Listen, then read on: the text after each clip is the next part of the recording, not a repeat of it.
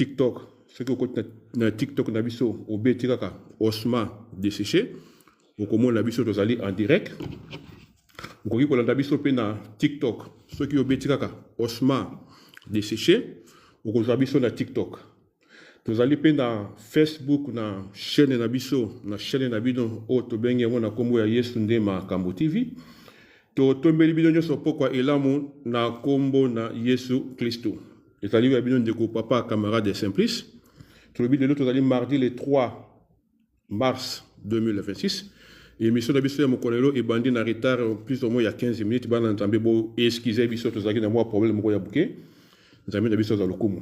Avant tout banda toute chose tolingi to kumisa nzambe na biso oyo apesi biso opportunité pe chance ya komona mokolelo. Cher Saint-Esprit, élevé au commission pour les amis, merci dans le moment où tu as opéché pour notre pour de ta part. Merci dans l'opportunité au PCBISO les lots pour notre yo.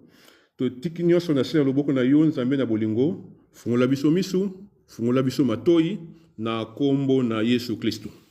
Tout le bile l'autre allons mardi le 3 mars 2026. Émission na biso ya mokonelo e bandi oyo ezali intitulé le pensée de Dieu. Tout le monde, enseignement nabiso ya mokona lelo et bandi thème nabiso ou bien titre nabiso bien sujet nabiso mokona lelo tout le monde le sur le pensée de Dieu. Pourquoi d'abord tout le monde le sur le pensée de Dieu? Parce que ezali verset biblique on a le barango trop souvent. On a le barango non? Le pensée de Dieu, ezala ba pensée nabiso te. Ba voix de Nzambe et za ba voix na biso te. Na lingina on a s'excuser ba na Nzambe pour to moni na écran na biso oyo ezali na Facebook to komi ezali na Ésaïe chapitre 55 verset 11. Ezali juste erreur ya frappe. Normalement ezali na Ésaïe chapitre 55 verset 8. Tout le monde enseignement na biso ya mokona lo ezali intitulé le pensée de Dieu. Makanisi ya Nzambe. To intitulé to zui angona Ésaïe chapitre 55 na verset 5 verset 8 plutôt banzabi to lobi na écran na biso ya Facebook to komi ezali na Ésaïe chapitre 55 verset 11 mais ezali juste moi erreur ezali na Ésaïe chapitre 55 verset 8. Car mes pensées ne sont pas vos pensées et vos voix ne sont pas mes voix, dit l'Éternel. Tobandeli. Dans Ésaïe chapitre 55 verset 8, Bible et Bissibiso. Car, nous avons dit, ba pensée na ye, ils allaient ba pensée na bisoté. Ba voix na biso ezalaka ba voix ya Nzambe te. Yango lelo par l'enseignement lelo toyeba tant Nzambe zo ba penser na ye ezalaka nini ba voix na biso ezalaka nini ndenge ni toko koyeba ke o ezali penser ya Nzambe o ezali penser ya mutu. Yango lelo tolingi to comprendre c'est quoi la pensée de Dieu. Na bandeli enseignement na biso ya mokolo lelo tolingi to ezali intitulé le pensée de Dieu. Donc makanisi ya Nzambe parce que dans Ésaïe chapitre 55 verset 8, Bible et Bissibiso, Nzambe alobi, car mes pensées ne sont pas vos pensées. Donc, ma pensée en Nzambe, ils ont ma pensée na bisoté. Ma voix na biso, ils ont ma voix en Nzambe. C'est-à-dire, Nzambe linka koloba que non, makanisi na ye, lo lenge na ye ya komona, ils ont ndenge biso to mona kate. Et puis, lo lenge na biso ya komona, lo lenge na biso ya kotambwisa, ils ont ndenge ye azalaka te. Yango to lobi boye. Soki to lingi to expliquer makambo ya Nzambe, il faut to kendaka na pensée ya Nzambe. Yango lelo to lingi to yeba, c'est quoi la pensée de Dieu? Tant nous avons vu ça dans Ésaïe chapitre 55 verset 8 à lobi, ba pensée na ye, ils ba pensée na bisoté, ba voix na ye, ils ba voix na bisoté. Yango to lingi to yeba lelo. Ba pensée ya Nzambe o lobi ezalaka ba pensée na pensée na bisoté, ba pensée ya Nzambe ezalaka ndenge nini et puis ba pensée ya Nzambe ezali nini, ba pensée ya Nzambe ezali nani. Et ce que tu as pensé à Nzambe, automatiquement tu vas penser à biso batu. Parce que ce que tu as expliqué à Nzambe, il faut que tu comprendre penser à Nzambe. Parce que ngana lobaka Bible eza lokola constitution. Constitution ezali na esprit ya lettre na esprit na l'esprit ya idée na yango. Bible pe ezali ndengwana. Bible ezali na lettre et puis ezali na pensée o ezali na kati ya Nzambe. Tango Nzambe azokoma Bible aza na pensée na ye o ye azokanisa na mutu na ye. Donc biso so tolingi to plaire Nzambe, tolingi to salela Nzambe, il faut to landa pensée ya Nzambe et non pensée ya biso bato. Yango tobi na Ésaïe chapitre 55 verset 8. Nzambe alobi ba pensée na ye ezala ba pensée na biso te, ba voix na ye ezala ba voix na biso te. Yango tolingi lelo toyeba ba pensée ya Nzambe ezala kanina. Ou ezalaka nani ou ezalaka nini yango ba penser ya Nzambe parce que ego yede biso pe ba na Nzambe tango to so tanga Bible na biso bien mutu ateme ezote ya biso to comprendre que non mutu o makambo ezote ya biso eza ba penser na ye bien ezali ba penser ya Nzambe to lobi na ndenge to bandi retard lo ba Nzambe to moni enseignement otoko kabola ngo en deux parties to ko bandango lelo semaine prochaine to ko si sa partie mususu pour to lingi to ba penser ya Nzambe yango so to lui par définition d'une façon logique. Penser, ezali kaka sens, ezali kaka vouloir, ezali kaka dire. C'est-à-dire, nous avons ba dire na ye, ça va dire na bisote, ba vouloir na ye, ça va vouloir na bisote, ba sens na ye, ça va sens na bisote. Yango to lingi le to comprendre, ba sens ya Nzambe, penser ya Nzambe ezali nini? Oui, ezali nani? Tant nous avons ba penser na ye, et la kisaka ni penser ya Nzambe. Pona ko tanga yango ba Nzambe to ko bana na Job chapitre 11 verset 7. Faut tout comprendre d'abord, va penser en Nzambe ezali na nini. Tout autant dans Job chapitre Job chapitre 11 verset 7. So ki ba Nzambe. Voilà Nzambe azo Job azalaki na ba difficulté. Azoko li ba difficulté na esko Nzambe on est retourné dans Job ba question Job à répondre Nzambe lobi boui prétend-il sonder la pensée ou le pensée de Dieu pour parvenir à la connaissance parfaite de Tout-Puissant na bande ba Nzambe Job chapitre 11 verset 7 Nzambe azoko yebisa Job lobi boui prétend-il sonder la pensée de Dieu ou le pensée de Dieu azoko na Job est-ce que Job vous allez prétendre comprendre la pensée en Nzambe. Parce que ceux qui comprennent la pensée en Nzambe, et même la connaissance. Dans le verset 8, la pensée en Nzambe, ils allaient aussi haute que les cieux. Et fera-t-il plus profond que le séjour des morts, que sera-t-il? Donc, à l'époque, ça Job, la pensée na yé, ceux qui comprennent la pensée en Nzambe, la pensée en Nzambe est dans la vie éternelle. C'est-à-dire, ceux qui ont plaire en Nzambe, ceux qui ont zalabana en Nzambe, il faut que nous penser en Nzambe. Pourquoi dans Job chapitre 11 verset 7, Nzambe a dit à Job, la pensée na yé, yangonde est dans la vie éternelle. C'est-à-dire, pour la vie éternelle, il faut que penser en Nzambe. Parce que pour nous la pensée en Nzambe, pour nous la vie éternelle, nous allons la vie éternelle, et nous allons penser en Nzambe. Ceux qui osent la pensée en Nzambe, nous allons la vie éternelle de Job à l'obi. Nous allons comprendre. La pensée en Nzambe, la vie éternelle, et allons nini. Na bandeli. Job chapitre 11 verset 7, Nzambe à l'obi. À ce moment Job, ceux qui osent penser en Nzambe, il y a la vie éternelle.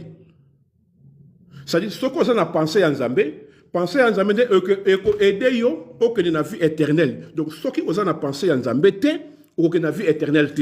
Pour avoir la vie éternelle, il faut oser penser en Nzambe. Il y a tout le comprendre. Pour Job Alobi, penser en Nzambe, il y a des gens qui ont amené la connaissance tout en Nzambe, dans la sur dans verset Naloba. Job chapitre 11 verset 7, à lui, prétend-il sonder la pensée de Dieu pour parvenir à la connaissance parfaite?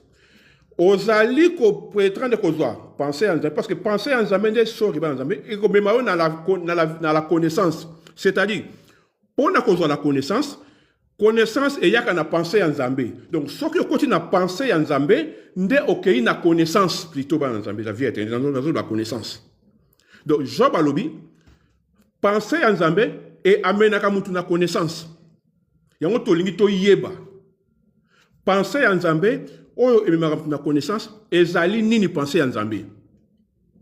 Parce que biso tokanisaka, penser en Nzambe, oye me la connaissance, ezali la Bible. Mais ce que tu as dans Ésaïe chapitre 29, verset 10 à 13. Bible Ésaïe Sabiso. Ésaïe na livre, livre en Nzambe, ba pesi mutu moko atanga. Mutu wana ayebi kotanga. Mais tango atangi yango lobi que non, akokoka ko comprendre yango te parce que ezali cacheté.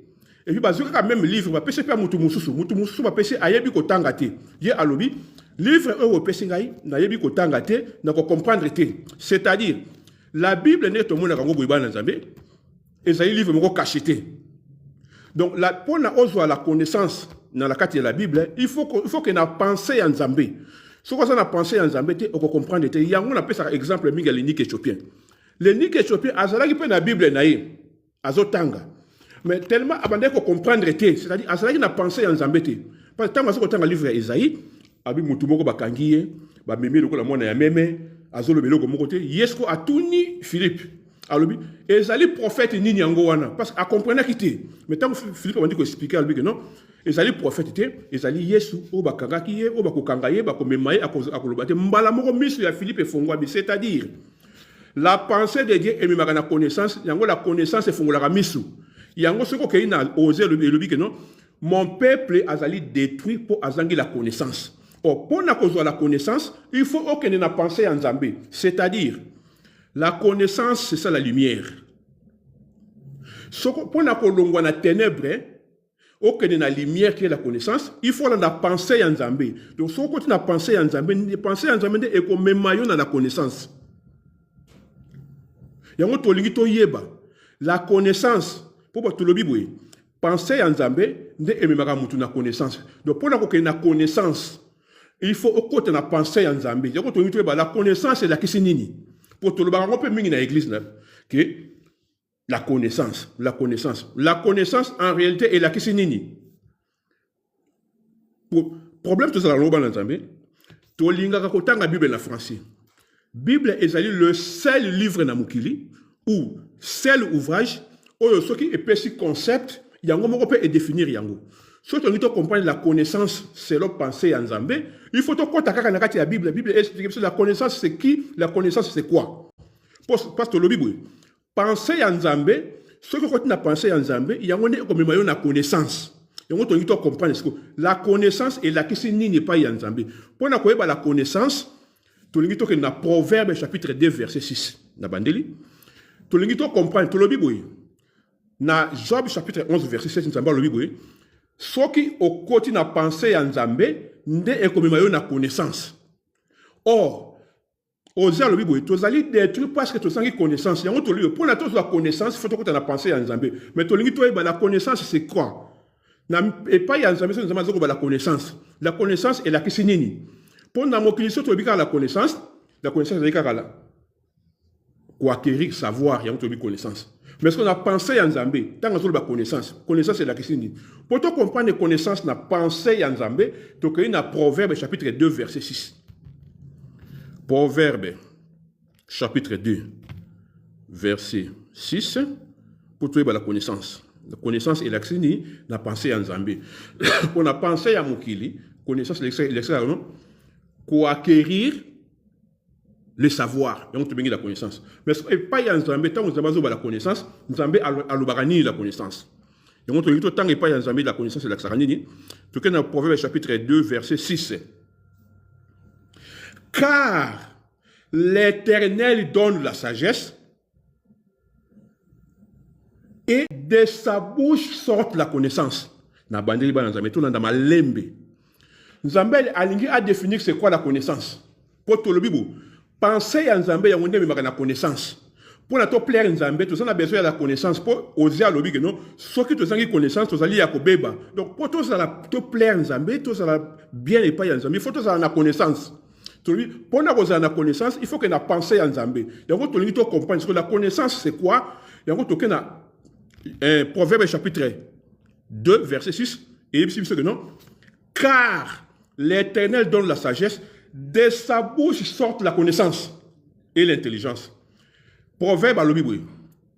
Nzambe appelle sa rabisso sagesse. Mais la connaissance est bimaka na munoko ya nzambe. Donc, pour la connaissance, il faut ebima na munoko ya nzambe.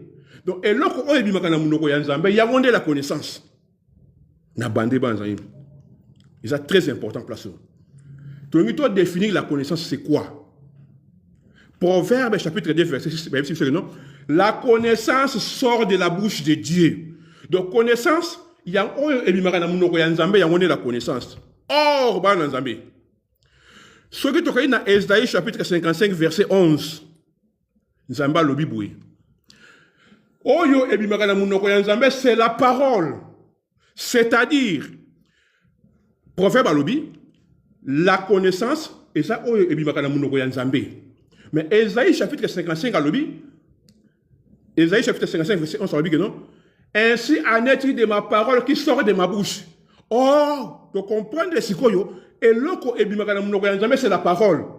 Or, prophète malobi que non, la sagesse, la connaissance, il y a un ebimaka munoko ya nzambe, c'est-à-dire la parole ebimaka munoko ya nzambe, c'est ça la connaissance. Na bande liba na nzambe. Tolingi to comprendre c'est quoi la connaissance na pensée ya nzambe. Toke na Proverbe chapitre 2 verset 6. Proverbe alobi boye. Na munoko ya nzambe nde la connaissance ebimaka. Parce que na connaissance na munoko ya nzambe la connaissance ebimaka. Toke na Esaïe chapitre 55 verset 11. Et puis c'est non. Et loko ebimaka na munoko ya nzambe c'est la parole. C'est-à-dire la parole c'est ça la connaissance. Donc na pensée ya nzambe, na makanisi ya nzambe, na mutu ya nzambe, tant azoko ba la connaissance, c'est la parole qui sort de sa bouche ya la connaissance. Or, ce que tu as dans Jean chapitre 1, verset 14, Bible dit que non. Et lorsque c'est la parole, cette parole s'est fait chair. Avant qu'il soit avec plein de grâce. C'est-à-dire, la connaissance, c'est la personne de Jésus-Christ. Tolingito yeba, la pensée de Dieu. Job chapitre 11, verset 7, non? La pensée de Dieu, il y a un épée sur la connaissance. Donc, la connaissance, ce que tu as pensé en jamais, tu as la connaissance. Donc, la connaissance, c'est quoi ou la connaissance, c'est qui? Donc, dans Proverbe chapitre 2, verset 6, Bible est que non. La connaissance est allée et l'oko et bimaka munoko ya nzambe. Donc, dans Esaïe chapitre 55, verset 11, Bible est que non. Et l'oko et bimaka munoko ya nzambe, c'est la parole. C'est-à-dire, la connaissance, c'est ça la parole. Or, tu définir c'est quoi la parole. Tu dans Jean chapitre 1, verset 14. Et non. La parole, la parole, est attaquée chair. Et cette parole est vendue le la fils unique venu à Nzambe. C'est-à-dire, la parole, c'est la personne de Jésus-Christ. La connaissance, c'est la parole. Or, la parole, c'est Jésus. C'est-à-dire, la connaissance, c'est la personne de Jésus-Christ, c'est la connaissance. Il y a un gros temps osé à lobby. Mon peuple est détruit par manque de connaissance. Mon peuple est détruit par manque de Jésus-Christ. C'est-à-dire, ce que vous avez yesouté, vous allez détruire. Osée chapitre 4, verset 6. Donc, l'idée y a Osée, verset Osée à Zuwana, et Woutina, Proverbe chapitre 2, verset 6, Esaïe chapitre 55, verset 11, Jean 1, 14, il y a tous les trois versets bibliques qu'on a osé à Kangisi, on a verset biblique moko. C'est-à-dire, Osée chapitre 4, verset 6, égal à Proverbe chapitre 2, verset 6, égal à Esaïe chapitre 55, verset 11, égal à Jean 1, verset 14. Donc, tu comprends ce que non? La connaissance, c'est la personne de Jésus-Christ. Donc, tu comprends Esaïe chapitre 55, verset 8. Nous avons lobi, penser na ende et même la connaissance, c'est-à-dire, ceux qui au côté na pensé en Zambé, il y a un comme na Jésus-Christ. Ceux qui osent na pensé en Zambé, osent libanda ya Yesu. C'est-à-dire, pona osala na katia Yesu Christ, il faut la penser en Zambé. Bon, pour n'attendre la mission de l'Oba en Zambé, na lingina pesa. Exemple, moko ya muke, il y a pensé en Zambé. Na exemple ya pensée en Zambété. Tango tu kosuka na biso awa tu ya continuer peut-être semaine prochaine. Pensée en Zambé, on appelle ça exemple moko ya pensée en Zambé. Ce que tu as dans 2 Rois chapitre 5, tu vas dire Kokita. Histoire ya Naman. Tout le monde dans ce que tu as dans lettre. Et c'est là qu'il y a Moutoumoro Bouye, comme on est Naman. Et c'est là qu'il général, il y a armée à Syrie. C'est là qu'il syrien. Mais Abanda qui kobe la lèpre. Naman Abanda kobe la lèpre. Lèpre Abanda ko déranger. Bible Lubi. Azalaki na solution te mais azalaki na mwana moko ya muke ya juif bakangaki esclave wande ko sale pa na ye ayebisi ye maître soki okei na mboka na ngati na prophète moko ko bikisa na si tout le monde a histoire ya na ko pona ko kende mulaite tout le monde a histoire ya Naman so na lingina pesa penser ya Nzambe na histoire ya Naman na lingina pesa Yesu na histoire ya Naman na lingina pesa la connaissance na histoire ya Naman na lingina pesa oyo bimakana munoko ya Nzambe na histoire ya Naman. Soko tango na lecture. Au moins que Naman azalaki mutu moko boye, azalaki syrien, azalaki général, abandaki ko bunda, azalaki na lèpre, ake na Jourdain, akoyi 7 fois lèpre et biki. Okoyi pe ko spiro ndengona mais na pesa la pensée cachée na kati. Na pesa Yesu na kati histoire ya Naman. Okomona balobi Naman azalaki d'abord général. Oh, tu es général, ils avaient parmi grade ya makasi ya suka na armée. C'est-à-dire, Naman azalaki likolo na armée ya Syrie. Bible malgré azalaki likolo, malgré azalaki général, mais azalaki na lèpre. C'est-à-dire, Naman tia bande ko tambola, azalaki hérité. Pourquoi? Parce que Naman azalaki na lèpre. Ce que tu vas dire étymologiquement, comme il y a Naman l'exclave, non? Moutoumwa la gloire de comme il y a Naman. Tout le monde dit Naman wana azalaki général, azalaki haut placé dans l'armée à Syrie. Pourquoi quand Nzambe a lobby armée à Palestine, armée à Congo, armée à Angola, armée à Irlande, armée à France, armée à Syrie. Nzambe ali koloba nini na armée à Syrie. Tobo sanate. Syrie et outi na mo Aran. Yango ni babeka ka Syrie. Or Aran ezali deux mots ya kokangisa. Ar na an. Ar est la kisi élevé, Ran est la kisi peuple, c'est-à-dire Naman azali mutoto benge peuple élevé, peuple ya likolo yango azalaki général na armée. C'est-à-dire Naman wana oyo azalaki na lèpre azalaki mokonzi ya likolo. Na façon mosusu ya koloba, le véritable Naman c'est la personne d'Adam. Moi je dis qu'on peut se penser en Zambie. Une histoire ya Naman. Naman wana azalaki na ba mai na mboka na bango deux grands ba fleuves. Oto bengi yango. Non. Surtout que na natala ngol susu ba nzambe. Tout dans 2 Rois chapitre 5, dans le pesa l'histoire n'a pas sa pensée en Zambie dans l'histoire ya Naman dans 2 Rois chapitre 5 à l'obi azalaki na ba mai ya minene na mboka na bango na tanga yango ezalaki na surtout que na chapitre 5 verset à l'obi bazalaki na deux fleuves Abana na Parpar. Yango zaki ba fleuve ya munene na mboka ya Naman. Mais Naman ba fleuve wana e quoi ko sauver Naman te Naman il faut la sauver na Jourdain. Or le véritable Naman c'est Adam. Oyo akoye ko bikati na les deux fleuves wa zaki figuier. Il faut ko bikaka na poso ya nyama qui est Jourdain. Autrement dit, le véritable Naman c'est Lazare. Lazare oyo akoye ko bikati na dessert na ye o moka zali ko lambela Yesu moko bandiko pakola suki na parfait Yesu bangonde les deux fleuves mais bangomi bali akoye ko bikati il fallait ya ko bika na mai ya Jourdain qui est la personne de Jésus-Christ. Histoire ya Naman et c'est les bons samaritains oyo akoye ko bikati na les deux fleuves ba lévite na ba prêtre il faut ya ko bika na les bons samaritains. Au moins l'histoire en Naman, donc Naman wana yemoko les bons samaritains, Naman wana yemoko Lazare, Naman wana yemoko Zaché wazalaki mukusa mataki na nzete. On dit qu'on peut penser en Zambé, c'est-à-dire, penser en Zambé, on a dit qu'on a une histoire en Amano, c'est ça, Yesu. Jésus, c'est la connaissance. Yesu, ndabi magana mnoko en Zambé. Donc, ce qui n'est pas mon tour, on a dit qu'on explique l'histoire en Aman, on a dit qu'on explique qu'on a négé assez. Oh, Naman, ça a dit moutari général T. Général, oh, Naman, ça a dit nango, ils allaient grader à mounene na armée. Autrement dit, c'était le premier Adam. Oh, ça a dit mon conduit, ça a dit la grader à général na jardin d'Éden. Yende Naman. Mais Adam, ça a dit na lèpre. Or, lèpre et Adam, pour na ici là, n'a évité battu dans Facebook, sur qui vous allez Golandangai. Naza l'assure. Tu as Facebook.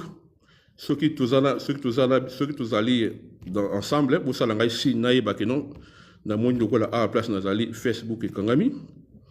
Ceux qui vous allez Golandangai, vous allez ici, s'il vous plaît, tu as Facebook.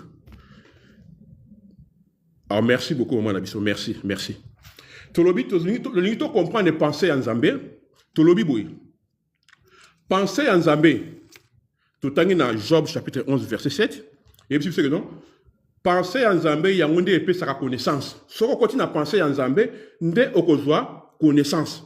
Ce que vous avez pensé en Zambé, tu as connaissance. Tout le monde comprend ce que quoi la connaissance. Tout dans Job chapitre 2 verset 6. Et puis c'est que non. La connaissance est allée et l'autre bien allé moutou abimagana munoko en Zambé. Tout dans Ésaïe chapitre 55 verset 11. Et puis c'est que non. Et l'autre abimagana munoko en Zambé. C'est la parole. Merci beaucoup, maman, tu étais dans le verset biblique, Isaïe 55, verset 11. Ainsi en est-il de ma parole qui sort de ma bouche. C'est-à-dire, la parole, il y a la connaissance. Or, la parole, Jean a expiré dans Jean chapitre 1, verset 14. La parole, c'est la personne de Jésus-Christ avant qu'il n'habite. C'est-à-dire, la connaissance, c'est la personne de Jésus-Christ. Et on t'a osé 4 et 6 à lui, non? Tozali ko périr pour te zangi la connaissance et l'accès que non tozali ko périr pour te zangi Jésus Christ. Donc ce que zangi Jésus qui est la connaissance, ozali ya ko périr. Il y a un exemple moko donné na expliquer penser en Zambé na vu histoire moko na eu histoire ya Naman. Tolobi boye. Naman azalaki général na armée syrienne. Armée ya Syrie. Syrie par définition est l'accès Aran. Donc Aran ezali comme mi balé ar na an ar et la kisi peuple oyo azali et la kisi mutu azali élevé ran et la kisi peuple c'est-à-dire aran et la kisi non naman azali peuple oyo azali qui élevé c'est-à-dire tant que naman azali syrien et la kisi non le syrien ya aman la kisi non aman azali peuple azali mutu oyo azali qui élevé ce qui va le peuple la kisi mutu pourquoi surtout dans Genèse chapitre 25 ou 28 maman ya Jacob azali na bana na libumu bana bandi ko bunda accueilli par ya prophète a dit que non aux a deux peuples la kasa libumu na yo les deux peuples c'était les deux personnes c'est-à-dire tant que ba peuple ya likolo et bazolo ba que non mutu ya likolo yende Naman en réalité le véritable Naman c'est la personne de Jésus-Christ. Tu vas continuer la semaine prochaine. Le véritable Naman ouazaki na lèpre. Oh, il fallait que nous gobique dans le Jourdain, c'est la personne de Jésus-Christ qui est de Naman. Donc, nous avons pambola Naman, en disant que nous avons la lèpre, pour que nous avons dans le Jourdain, pour à partir du Jourdain, biso peto bika. Parce que l'œuvre de la croix, et ça, nous prenons en Zambé, yemoko, après biso doit profiter de ce manayango. Il y a une prière et à notre Père. Tant que ça c'est pas disciple, à lui, on ressemble la bouille. Notre Père qui est aux cieux, que ton nom soit sanctifié parce que le nom de Dieu n'était pas sanctifié. Parce que nous avons azalaki sanctifié, nous avons azalaki sainté. C'est-à-dire, nous avons azalaki dans lèpre. Nous avons dans position le Père, azalaki lépreux. Il y a une position de consolation, à comme Saint-Esprit, c'est-à-dire l'Esprit où on est azalaki dans lèpre est comme saint. Et comme saint, pourquoi? Parce que continue dans Maya Jourdain. Donc, Maya Jourdain, où nous avons Kotaki, il y a un monde et permettant qu'il Naman alongwana père qui est Moutou Yakanda, qui est la loi, à comme on a la grâce, qui est le Saint-Esprit. Donc l'histoire y a le Naman, le véritable Naman, c'est la personne de Jésus-Christ.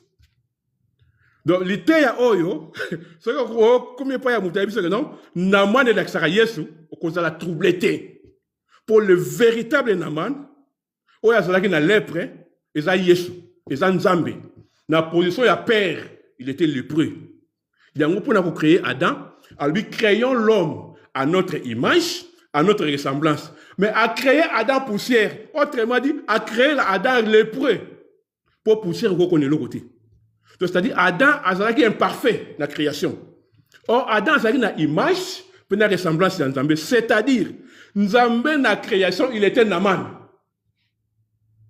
Or, Naman est là ici, peuple ya likolo. Autrement dit, Nzambe na création, Nzambe azalaki likolo. Mais les gens Nzambe azalaki likolo, Nzambe comment on va dans la carte nabiso. Pour alongwa likolo, alongwa lépreux, à comme Saint-Esprit. Donc, alongwa l'esprit, oh ezalaki imparfait, a commis le Saint-Esprit, oh azali parfait. Pourquoi a commis parfait? Parce qu'il y avait l'œuvre de la croix. Parce que l'œuvre de la croix, d'abord, ils allaient pour Nzambe, ils allaient faire pour Nabiso. Biso, tu profites quand on a Nzambe. Nzambe n'a pas mon Nabiso, entièrement Nabiso, mon connaît le toko. Continuer Nabiso yango ata. Semaine des alliés koya. Et là, on va tout l'ingato yeba. Tu bêtis histoire ya. Tout ça dans Ésaïe chapitre 55 verset 8 où tout le monde va penser à Nzambe. Na linga ki ba Nzambe to meka ko comprendre. Ba penser à Nzambe zali nini tant que toujours le baba ba penser à Nzambe to comprendre que non tant que Nzambe ba penser na ye et la kisaka nini donc to beti histoire ya Naman na moni ko to na problème ke ya internet awalelo na ebite soki na kati ya ba to zali en live na Facebook soki to zali ensemble na izapenda sûreté na kati ya Facebook soki na zapenda direct na moni ko to toucher le gros par erreur awa na moni to soki na biso am kona ilo ko ka to ko kanga to le bika non la titre na ça non la pensée de Dieu la pensée de Dieu dans Ésaïe chapitre 55 verset 8 o ebisi biso que non ba penser en Nzambe ça ba penser na biso te to ngi to comprendre ba penser en Nzambe la kisini to keina Job chapitre 11 verset 7 et puis que non ba penser en Nzambe de mais la connaissance. La connaissance, c'est quoi? Tu le dis que la connaissance, tu sais, dans Proverbe chapitre 2, verset 6, la connaissance est l'eau est allée moutou à bimaka na munoko ya Nzambe. Tu sais, dans Ésaïe chapitre 55, verset 11, et puis que non, oyo bimaka na munoko ya Nzambe, c'est la parole. Tu sais, dans Jean chapitre 1, verset 14, et puis que la parole, c'est Jésus, c'est-à-dire la connaissance, c'est la personne de Jésus-Christ. Yango et Osée Lobaki, Osée 4, 6, non? Vous allez coopérer pour vous avoir la connaissance. Autrement dit, vous allez coopérer pour vous avoir Jésus-Christ, c'est lui la connaissance. Il y a un exemple, il y a Mouké, il y a comprendre la pensée de Dieu dans la pensée à Moutou. Dans une histoire, moi, la Bible, histoire, il y a Naman. Dans 2 Rois chapitre 5, où Naman a général syrien, wana, a na lèpre. Mais pour la lèpre, il faut que nous soyons en Jourdain. Le général wana oyo azali Naman, le véritable Naman c'est Adam. Oyo azalaki lépreux. Pourquoi azalaki lépreux? Parce qu'azalaki créé na poussière. Poussière ko connaît loko moko te poussière c'est loko ya malamu te, c'est-à-dire poussière ezali loko la péché, yango ezali lèpre. Pour Adam abika, il fallait akene kolata poso nyama qui est Jourdain. To memika même exemple ya Naman, il y a un exemple ya les bons samaritains. Oyo, a outaki Jérusalem, a quitté dans Jéricho. Ko outa dans Jérusalem, quitté dans Jéricho, c'est ça lèpre. Mais la lèpre, wana, et c'est là qui n'a pas lévite, n'a pas prêtre. Quoi que ça a été, c'est-à-dire, lévite n'a prêtre, et zali maï à Syrie, maï à Parpar, na maï à Adam. Maï wana de quoi que ça a été, il fallait que na maï à Jourdain, c'est-à-dire, maï à Jourdain, c'est les bons samaritains. Donc, même dans l'histoire, il y a Lazare. Lazare azaki na ba sœur Naomi balé Marie na les deux Marie moko azali ko zwasuki na ye ko na makolo ya Yesu moko bande ko lambela Yesu oya bande ko lambela Yesu yende lévite oya bande ko sokola suki na makolo ya Yesu yende prophète c'est-à-dire oya bande ko lambela Yesu yende Moïse oya bande ko pangusa makolo mais suki na makolo ya Yesu yende prophète. Mais entre les Lévi et les prophètes, il fallait et pas y a les Jourdains qui est la personne de Jésus-Christ c'est-à-dire, pour conclure le véritable